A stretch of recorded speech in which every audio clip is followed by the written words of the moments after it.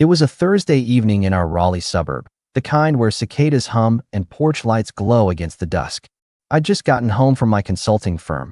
Small tech startups, steady work, nothing flashy. The house smelled of Emily's lavender candle, her usual attempt to set a vibe. I was beat, my tie loosened, ready to crash. We'd been off lately, little snipes here and there, but nothing major. Or so I thought.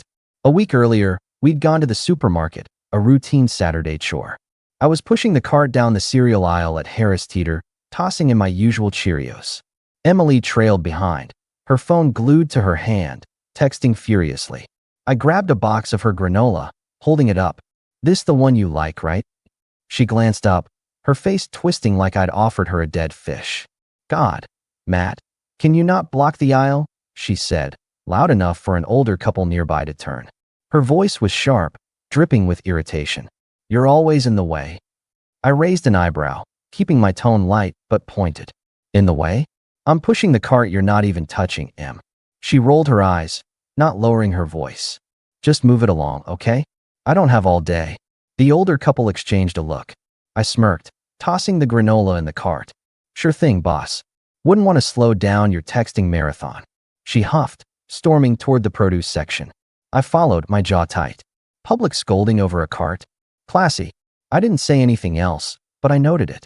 Strike one. A few nights later, we were at the dining table, a rare joint dinner. I'd grilled some chicken, nothing fancy, just trying to keep things normal. Emily sat across from me, poking at her plate, her phone buzzing beside her.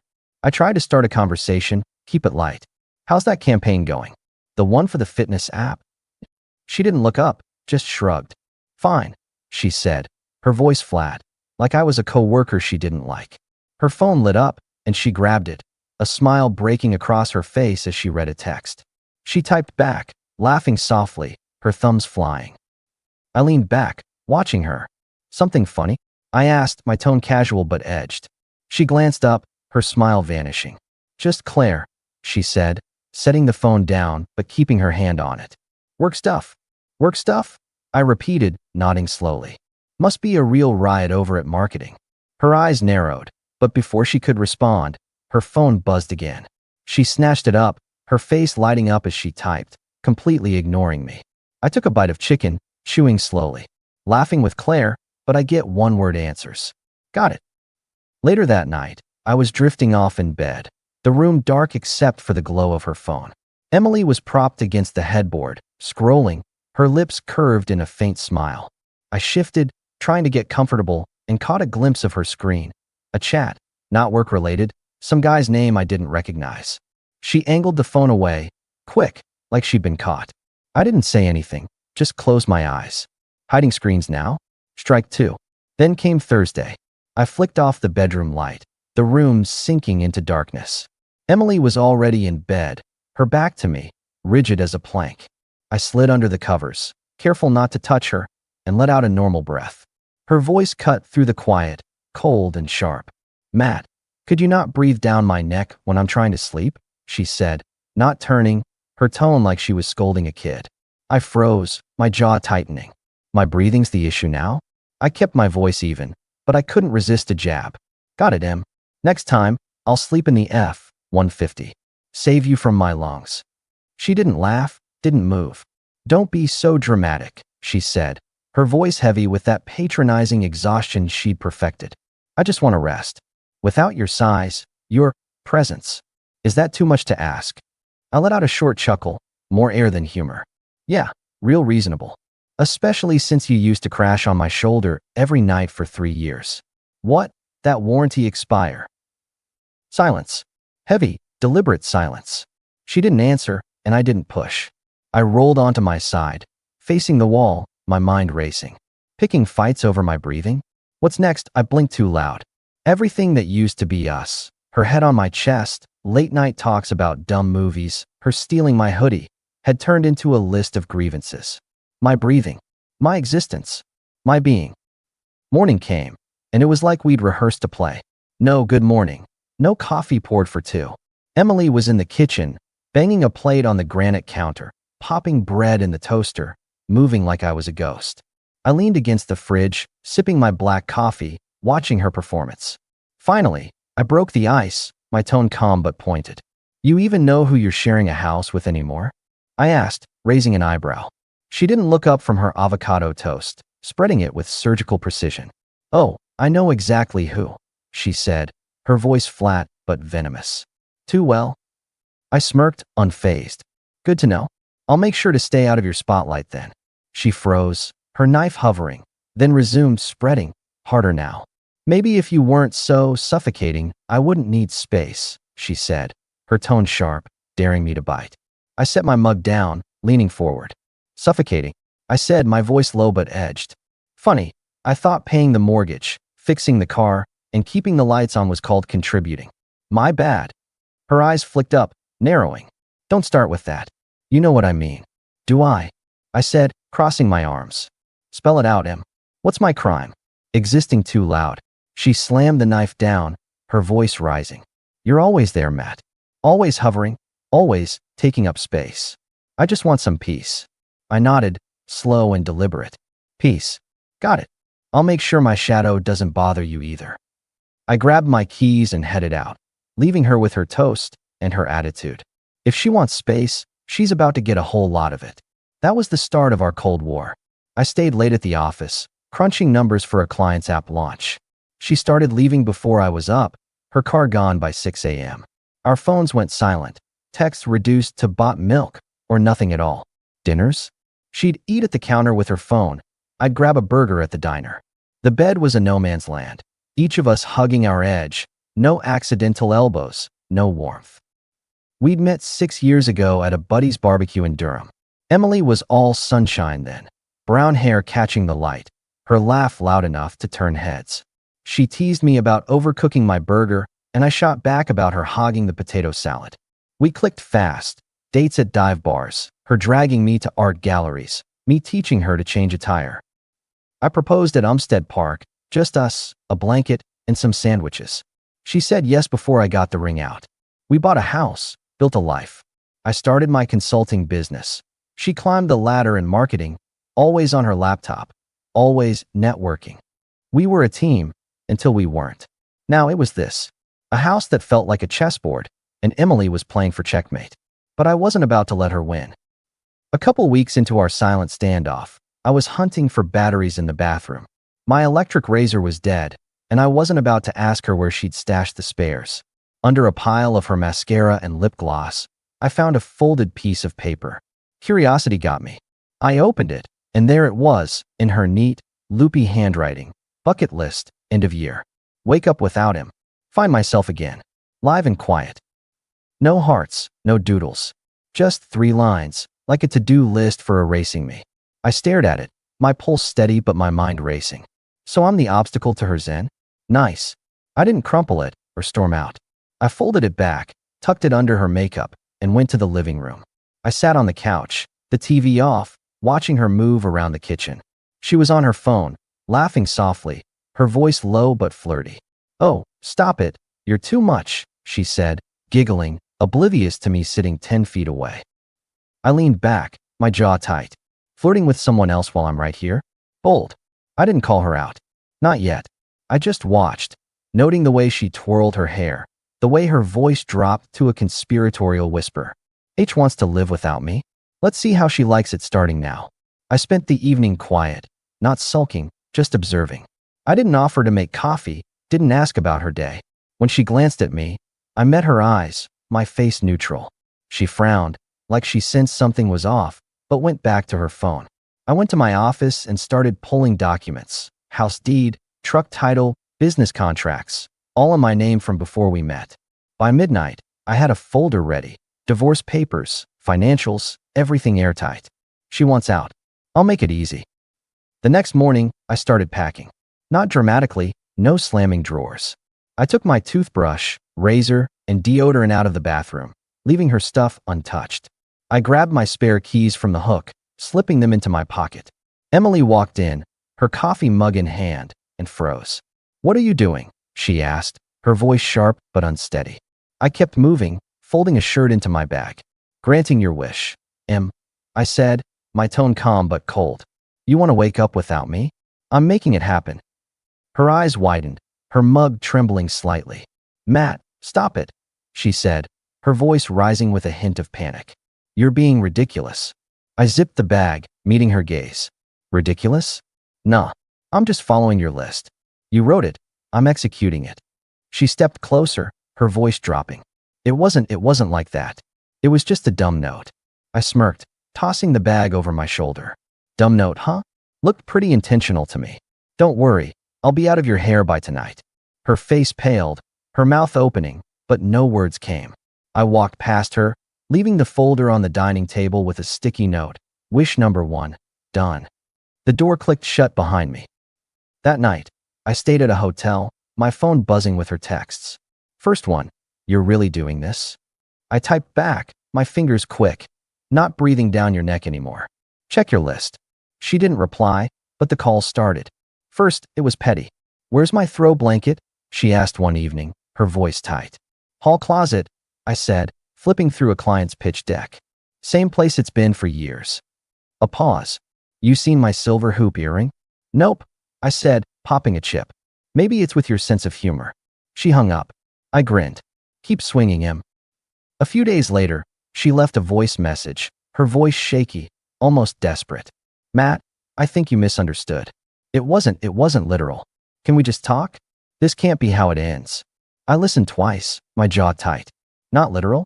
Funny how it's written like a contract." I sent her a scanned copy of the divorce papers. "Here's where it starts," I texted back. She didn't let up. One afternoon, she showed up at my office, leaning against my truck in the parking lot, arms crossed, her face a mix of defiance and nerves. "Matt, come on," she said, her voice softer, almost pleading. "We can fix this." I unlocked the truck, not breaking eye contact. "Fix what?" I said, my tone cool. "Your list didn't mention fixing. It mentioned leaving." Her mouth opened, then closed. "I didn't mean it like that," she said, her voice cracking. "I was just frustrated." I raised an eyebrow. "Frustrated enough to write me out of your life? That's some frustration, Em." She stepped closer, her eyes searching mine. "I miss you, Matt. Can we just go back?" I laughed, short and sharp. "Back to what? Your cold shoulder? Your kitchen tantrums? Or the part where I'm furniture?" I opened the truck door. "You wanted to find yourself.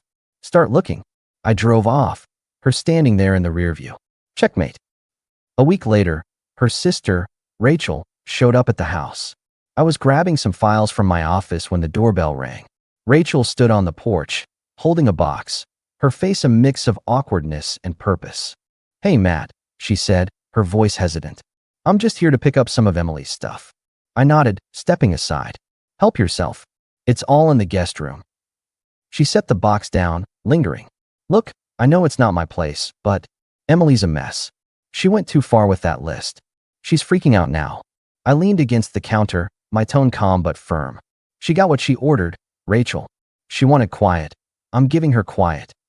Rachel sighed, running a hand through her hair. "She's stubborn, you know that. But she didn't think you'd actually leave." I smirked. "Then she should have thought harder before writing me off. Actions have consequences." Rachel didn't argue. She grabbed the box, gave me a nod, and left. I locked the door behind her, my mind clear. Emily's problem now, not mine. The next escalation came at Jake and Lisa's dinner party. I almost didn't go, but Jake insisted, probably thinking he could play peacemaker. Bad call. I arrived early, chatting with Jake in the backyard while he fiddled with the grill. "Man, you doing okay?" he asked, flipping a burger, his voice low. "Lisa said Emily's been intense." I sipped my soda, shrugging. Intense is one word for it. "I'm just keeping my side of the street clean." He nodded, his face serious. "You're handling it better than most." Respect. Before I could respond, Emily arrived, strutting in a tight black dress, all smiles for everyone but me. She worked the room like a pro, laughing with Lisa, hugging another guest, Sarah, like they were long-lost sisters. I stayed by the grill, keeping it cool, but I felt her eyes on me, testing. At the table, passing mashed potatoes, she dropped her bomb. "Matt's been so busy lately," she said, loud enough for everyone to hear, her voice sugary but sharp. "I barely see him. It's like I'm single already." The table went quiet. Jake coughed into his napkin. Lisa stared at her plate. Sarah raised an eyebrow. I set my fork down, a faint smile on my lips. Public play? Let's go. Funny you say that, I said, my voice light but razor sharp. Last I checked, you're the one bolting out the door at 5 a.m. What's the rush, Em? Got a new bucket list to draft? Her smile faltered, but she recovered, tossing her hair with a laugh. Just trying to keep myself sane, she said, her tone dripping with venom. You know, living with someone who's emotionally unavailable. I laughed, loud enough to make Sarah jump. Unavailable, I said, leaning back. That's rich, coming from the woman who wrote, "Wake up without him," like it's a New Year's resolution. Jake's eyes widened. Lisa stifled a gasp. Sarah leaned forward, her voice low. Wait, she wrote what? Emily's face went red. That was private, she hissed, her voice low but furious. Then don't leave it where I can find it, I said, my tone calm but cutting. Or better yet, don't write it. Emily tried to pivot, forcing a laugh. Okay, let's not air our laundry here, she said, her voice bright but strained. Pass the potatoes, please. I didn't let it go. Nah, you started it, I said, my voice steady. You want to play single? I'm happy to make it official. Sarah snorted, covering her mouth. Jake shot me a look, half amused, half nervous. Emily's smile vanished, and she pushed her chair back. I have a headache, she said, her voice tight, and stormed out. I stayed, finished my soda, and thanked Jake for the invite. On my way out, he pulled me aside. Dude, you're a savage, he said, grinning. She didn't see that coming. I clapped his shoulder. She should have. I'm done playing. A week before mediation, Emily made her last play. I was at the hotel, working on a client proposal, when she showed up, unannounced. She'd dressed up, low-cut top, her hair loose, the way I used to like. She leaned against the doorframe, her voice soft, almost sultry. Matt, can we talk? She said, stepping closer, her perfume hitting me. I didn't move, my laptop still open. Talk, I said, my tone flat. I'm listening. She sat on the edge of the bed, crossing her legs, her voice dropping. I know I messed up, she said, her eyes locked on mine. But I know you, Matt. Better than anyone. We can start over. I raised an eyebrow, closing my laptop. You know me? I said, my voice cool. Funny, your list didn't mention knowing me. Just getting rid of me. She flinched, but pressed on, leaning closer. I was stupid, okay? I miss us. Don't you? I laughed, short and sharp. Us? You mean the part where you ignore me for Claire's texts? Or the part where you scold me in public? Pass. Her face tightened, but she wasn't done. I talked to Jake, she said, her voice sharper now. Even he thinks you're overreacting. Everyone does. I leaned forward, my tone cold. Jake's on my side, Em. And everyone? You mean Claire and your sister? Real unbiased jury there. She stood, her voice rising. You're throwing away 6 years, Matt. For what? A piece of paper? I stood too, meeting her eyes. You threw it away first. I'm just cleaning up. She left, the door slamming behind her. Nice try. The mediation meeting was the final showdown. Emily's lawyer pushed for it, probably thinking they could guilt me. I showed up with my folder, house deed, truck title, business contracts, all predating her. Emily sat across from me, her lawyer beside her, both looking like they'd rehearsed a sob story. Matt, her lawyer started, his voice smooth. Are you sure you want to end things this way? It's abrupt. I leaned forward, my eyes on Emily. Abrupt? I said, my voice steady but hard. She wrote me out of her life on a post-it. I'm just following her lead. Emily shifted, her hands twisting. I told you it wasn't like that, she said, her voice soft, almost broken. I was just venting. Venting, I repeated, my tone flat. Venting is bitching to Claire over coffee. Writing a list to erase me? That's a plan, Em. Her lawyer cleared his throat. There's no need to escalate. I'm not escalating. I cut in, my voice sharp. I'm clarifying. House. Mine. Truck. Mine. Business. Mine. She wanted quiet. I'm giving her quiet. What's the problem? Emily's eyes filled with tears, but I wasn't buying it. Matt, please, she said, her voice trembling. I didn't mean to hurt you. I leaned back, crossing my arms. You didn't hurt me, Em. You annoyed me. Big difference. The mediator tried to steer us back, but it was done. Emily's lawyer didn't push. My documents were ironclad. She signed, her hand shaking. I didn't gloat. I didn't need to. After the divorce, rumors started. Jake told me Emily was telling people I was controlling, cold, never appreciated her. I didn't correct it. Let her spin her story. I had my life back, my house, my truck, my mornings without her slamming dishes. 2 months later, I ran into her at a coffee shop downtown. She was at a corner table, alone, her phone untouched. She looked up, caught my eye, and hesitated. "Matt," she said, her voice quiet, I messed up. I didn't realize what I had." I stirred my coffee, my face neutral. "You didn't lose me, Em," I said, my tone cold as steel. "You crossed me out. I just signed the paper." Her eyes dropped, her voice a whisper. "I'm sorry. Can we try again?" I took a sip, letting the silence stretch. "You were my number one, Em. Now, you're not on any list." I walked out, the bell jingling behind me. My life was mine again, clean, simple, no noise. 6 months later, I'm in a new rhythm. My firm's growing, landed a big client last month, some fintech startup with deep pockets. I'm back to hiking on weekends, something Emily always mocked. The house is mine now, no lavender candles, just coffee brewing at 6 a.m. I sleep better, breathe easier. Jake and I grab wings every Friday, and Sam's been pushing me to try dating again. I'm not rushing. Rachel told me Emily moved to Charlotte, chasing a marketing job. Apparently, she's finding herself. I don't care enough to ask. My phone's quiet, my mornings are